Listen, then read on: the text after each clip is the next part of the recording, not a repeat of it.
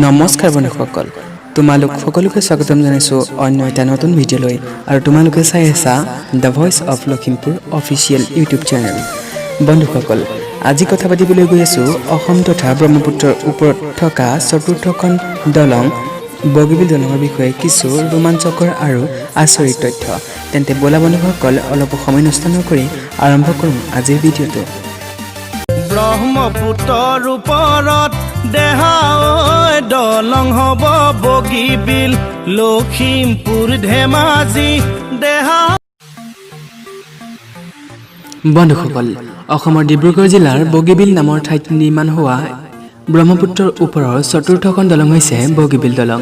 1997 চনৰ 22 জানুৱাৰীত ব্ৰহ্মপুত্ৰৰ উত্তৰ পাৰৰ চিচি বৰগাঁৱৰ কোলাজানত প্ৰধানমন্ত্ৰী H.D. দেৱগৌড়াই এই দলংখনৰ আধাৰশিলা স্থাপন কৰিছিল।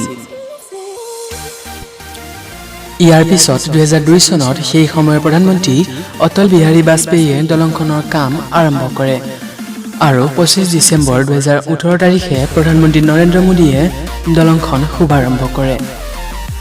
ভাৰতৰ যিকোনো নদীৰ ওপৰত থকা সমগ্ৰ দলংসমূহৰ ভিতৰতে ৰেলপথ আৰু স্থলপথ একেলগে থকা এইখনেই হৈছে আটাইতকৈ দীৰ্ঘতম দলং।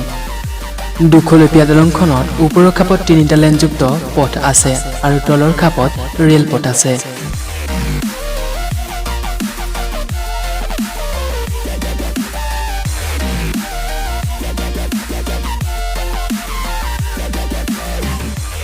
দলংখনৰ মুঠ দৈৰ্ঘ্য হৈছে 4.98 কিলোমিটাৰ।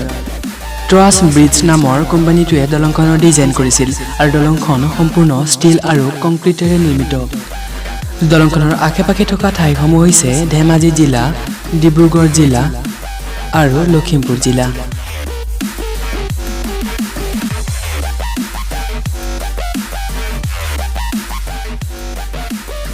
চনত messrs rail India technical and economic ছাৰ্ভিচেছে দাখিল কৰা চূড়ান্ত প্ৰতিবেদন অনুসৰি অনুমানিক 1767 কোটি টকাৰ বাজেটেৰে ইয়াৰ কাম কাজ আৰম্ভ কৰা হৈছিল।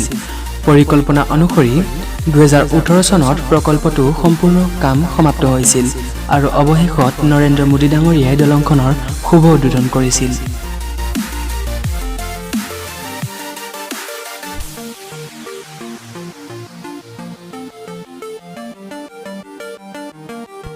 বন্ধুসকল, ভিডিঅ'টোত আগলৈ আগবঢ়াৰ আগতে যদি আপোনালোকে এতিয়ালৈকে আমাৰ ভিডিঅ'টো লাইক কৰা নাই তেন্তে লাইক কৰি দিব আৰু যদি চেনেলটোত প্ৰথম আহিছে তেন্তে চেনেলটো ছাবস্ক্ৰাইব কৰি কাষতে থকা বেল আইকনটো প্ৰেছ কৰি দিব।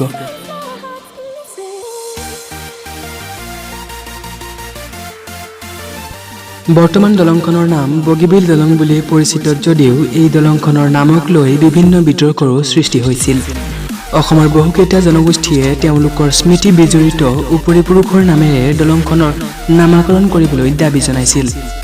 এই ক্ষেত্ৰত চুতীয়াসকলে বীৰাংগনা নাৰী সতী সাধনীৰ স্মৃতিত সতী সাধনী সেতু, আহোমসকলে চাওলুং চুকাফাৰ স্মৃতিত চুকাফা সেতু, মিচিং জনগোষ্ঠীয়ে শ্বহীদ কমলা মিৰি সেতু বা মিৰি জীয়ৰী সেতু, দেউৰীসকলে ভীমবৰ দেউৰী সেতু, সোণোৱাল কছাৰীসকলে শলালী সেতু, মুছলমানসকলে আজানপীৰ সেতু আদি অনেক নামেৰে নামাকৰণ কৰাৰ দাবী তুলিছে।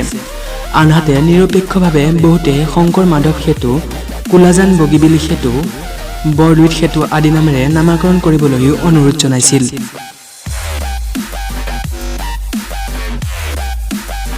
বন্ধুসকল, আজিৰ এই ভিডিঅ'টো আমি ইমানতেই সমাপ্ত কৰিব লাগিব। যদি ভিডিঅ'টো চাই ভাল পালে তেন্তে লাইক কৰিব, কমেণ্ট কৰিব, শ্বেয়াৰ কৰিব আৰু যদি চেনেলটোত প্ৰথম তেন্তে চেনেলটো ছাবস্ক্ৰাইব কৰিব। লগতে ডেছক্ৰিপশ্যনত থকা লিংকটো ক্লিক কৰি আমাৰ ফেচবুক পেজটো ফ'ল' কৰিবলৈ একেবাৰে নাপাহৰিব। ধন্যবাদ।